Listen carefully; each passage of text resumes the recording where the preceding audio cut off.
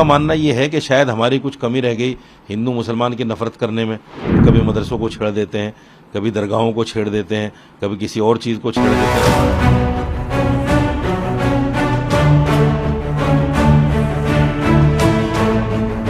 केंद्र की नरेंद्र मोदी सरकार इस बार वक्फ बोर्ड में बड़े स्तर पर बदलाव करने की तैयारी कर रही है। बताया जा रहा है कि मोदी कैबिनेट में वक्फ एक्ट में करीब 40 संशोधनों को मंजूरी दी गई है। इन संशोधनों के बाद वक्फ बोर्ड अगर किसी भी संपत्ति पर दावा करता है तो उसे एक सत्यापन प्रक्रिया से गुजरना पड़ेगा। वहीं और भी कई अन्य संशोधनों से वक्फ की ताकत सीमित हो जाएगी। हालांकि इसकी तारीख तय नहीं की गई है, लेकिन माना जा रहा है कि इस विधेयक को सदन में अगले हफ्ते पेश किया जा सकता है। लेकिन जैसे ही इसकी खबर आई, तमाम राजनीतिक और गैर राजनीतिक दलों ने अपने बयान जारी कर दिए। कुछ लोगों ने कहा कि इस संशोधन से मुस्लिमों की जमीन छीनने की तैयारी की जा रही है। इसे लेकर एक नैरेटिव सेट करने की कोशिश की जा रही है। इस मामले में मुस्लिम पर्सनल लॉ बोर्ड का भी बयान सामने आया है। बोर्ड ने कहा कि वक्फ में किसी भी प्रकार का बदलाव बर्दाश्त नहीं किया जाएगा। उन्होंने कहा कि वक्फ एक्ट 2013 में ऐसा कोई संशोधन नहीं होने देंगे जो वक्फ की प्रकृति और वक्फ की संपत्तियों की हैसियत को बदल दे, यानी कि वक्फ के अधिकारों को कम नहीं होने दिया जाएगा। इस मामले में अलग अलग बुद्धिजीवियों के बयान सामने आए हैं। इनका मानना यह है कि शायद हमारी कुछ कमी रह गई हिंदू मुसलमान की नफरत करने में। लाओ और ज्यादा करके देखते हैं। जैसे कभी मदरसों को छेड़ देते हैं, कभी दरगाहों को छेड़ देते हैं, कभी किसी और चीज़ को छेड़ देते हैं, मतलब कुछ ना कुछ ये करते रहते हैं। तो इनकी सोच ये है कि शायद हिंदू वापस आएगा। हिंदू वापस आने वाला नहीं है। हिंदू इनकी राजनीति को समझ गया।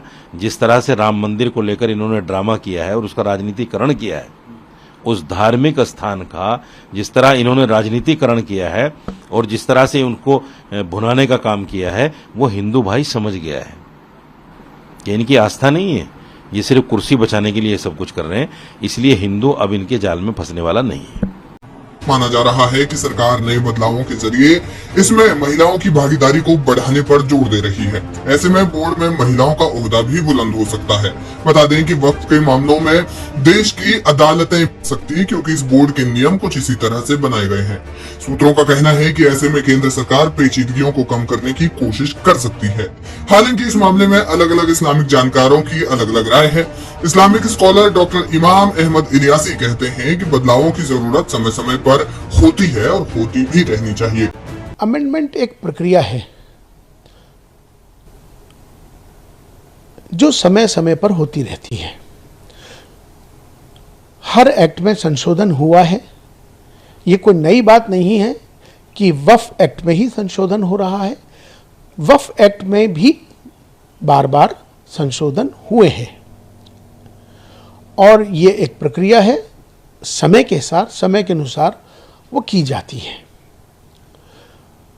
हाँ, इतना ज़रूर है कि वक्फ की जो मर्यादा है, जो लोग वक्फ करते हैं, दान करते हैं, चूँकि वक्फ माने जो दान किया हुआ है ईश्वर के नाम, जिसने जिस भाव से उसको दान किया है, उस ज़मीन को या किसी भी चीज़ को जो वक्फ हो जाती है, उसका भी ख्याल हमें रखना चाहिए कि उसकी वक्फ की जो मर्यादा है उसमें किसी तरह से भी उसको कोई नुकसान न पहुंचे, इसका भी ख्याल रखना जरूरी है।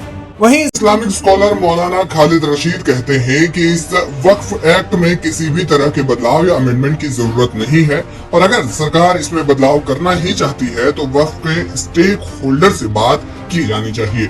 बहरहाल अभी गवर्नमेंट क्या इसमें अमेंडमेंट लाने जा रही है, इस बात को तो इल्म नहीं है, लेकिन जाहिर सी बात है हम नहीं समझते कि इसमें किसी किस्म के कोई अमेंडमेंट की ज़रूरत थी। ऑलरेडी वक्फ बोर्ड्स पूरे मुल्क में अपना काम कर रहे हैं और ये properties as per Islamic law लोगों ने वक्फ की हुई हैं, तो लिहाजा जिस मकसद के लिए प्रॉपर्टीज़ वक्फ की गई हैं उसी मकसद के लिए ही इस्तेमाल होनी चाहिए। आप क्या अपील करना चाहिए?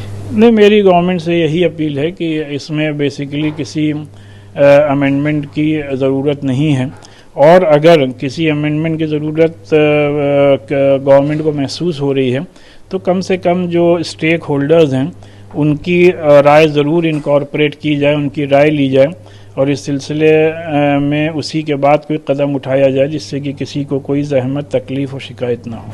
कुछ इस्लामिक बुद्धिजीवी केंद्र सरकार पर भड़क गए और कहा कि इसमें किसी भी तरह का बदलाव नहीं होने देंगे। बहरहाल मोदी सरकार कब इस बिल को सदन में पेश करती है और इस बिल को लेकर क्या हंगामा होता है, ये देखना दिलचस्प होगा।